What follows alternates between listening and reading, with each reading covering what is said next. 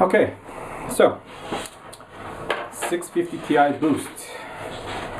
Why do you think these cards are the best cards NVIDIA has this year so far? Because for the money you pay for those cards, you get tons of performance. I know what you're all gonna say. 700 series is out, and you gotta be crazy to buy 600 series. And why don't you, review 700 series? But the thing is, probably 90% of the gamers are still playing up to 1080p of monitors.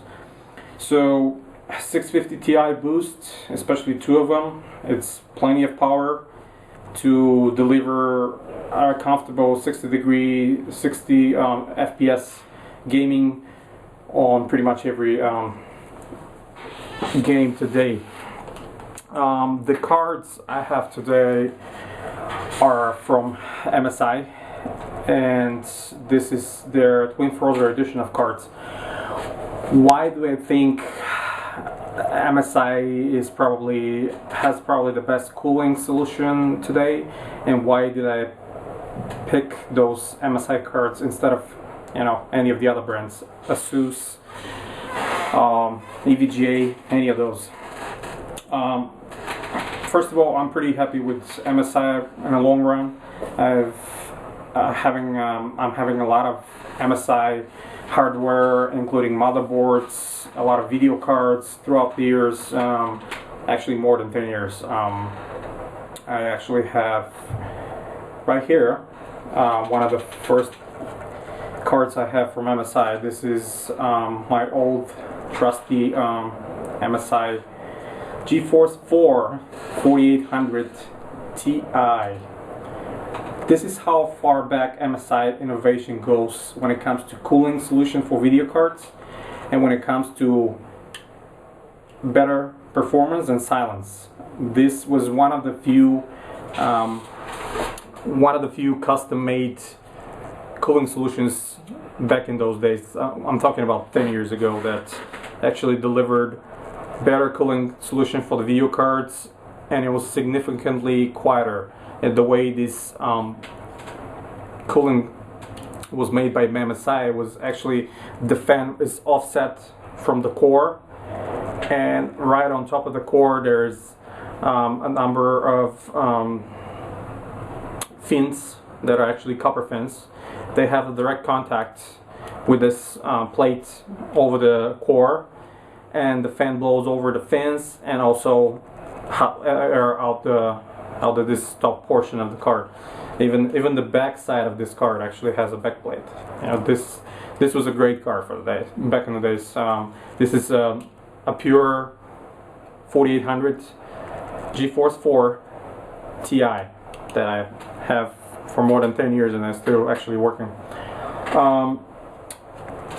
They developed so many different coolers after that to perform better and have better silence, to be quieter. Starting from TwinFrozr 1 version, TwinFrozr 2 that was in my old GeForce 470 and 480, and following by GeForce by the TwinFrozr 3 and TwinFrozr 4 now. The TwinFrozr 3, this is the particular fans and heatsink MSI is putting on this card, the 650 Ti boost. What's new about this one is actually they use this special fans that are turbine fans. They actually deliver a lot more airflow to the PCB, and they're cooling better the components under, because when you look at it, and there's actually no heat sinks over the VRM or the memory, same as in the back side of the card. But the thing is, 650 Ti is so cool to begin with, it's just not worth it.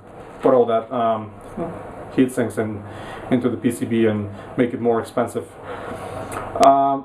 This particular version of TwinFrozr 3 features 3 heat pipes. The bottom, you can actually see the bottom part of the card. There's the 2 of the heat pipes coming on the side, and the top is the what they call the super pipe. It's the 8mm heat pipe that it's right in the middle of the die. Actually contacts straight to the die, and this one actually, it's a great pipe. I have this super pipes on several cards, and actually on some of their motherboards they use these 8mm heat pipes. I'm assuming it performs better with those. Also, it looks cool, so can't go wrong. The shroud on top of the card that it's covering the fins of the heatsink at the bottom it's completely metal. This is actually aluminum, so there's no plastic or anything cheaply made up here. All the connectors are covered. The PCI Express connector is covered. The dual DVI connectors are covered. HDMI and the DisplayPort are covered with those new plastic covers that MSI put on. Also the SLI connection is covered as well. I got 2 of those cards, so I'm be removing this and putting them in SLI configuration in my personal computer. What else I can say about the card for now? This is how the box looks. Actually, this is the new style of MSI gaming series with the Dragon. Also, they have a few motherboards now released with the same style with the Dragon on it. I personally like this new way MSI is going with the black and the red color scheme, so I can't go wrong. It looks nice. There's not a lot to talk about what's inside the box. There's just the connector for VGA, which you shouldn't be using anyway. Driver disk, download the latest from NVIDIA website or MSI website, and a connector for the PCI.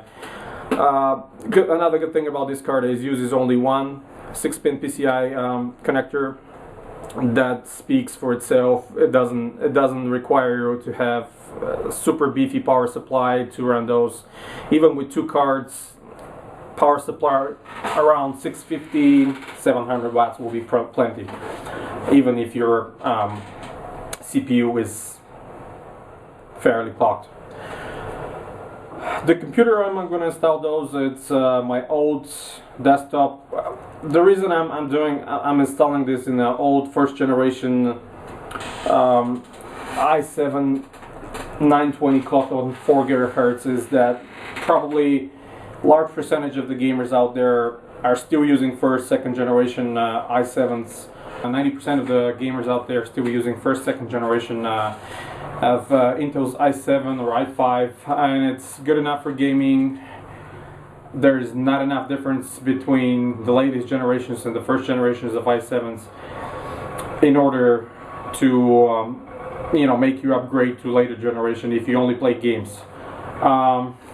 Oh, another thing I wanted to show you, this is how size comparison is to my 480 TwinFrozr 2.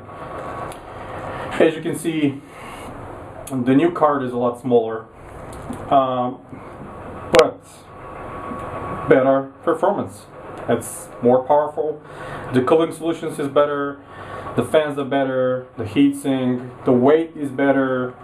And the overall TDP, we are using only 6-pin connector here. Here we're using 6 plus 8. This is 2 generations back, top of the line card. Yeah, again, you can also see the 8mm super pipes here at the bottom that they use on TwinFrozr 2. Good card, even measured by today's games, if you're gaming up to 1080p, of course. I'm going to be hooking up those now in SLI and running some benchmarks on single configuration and, of course, SLI. So stay tuned. So in this first portion, I'm going to run a few benchmarks, Unigine Heaven, Unigine Valley, and a couple of 3D marks. So let's see what the results are.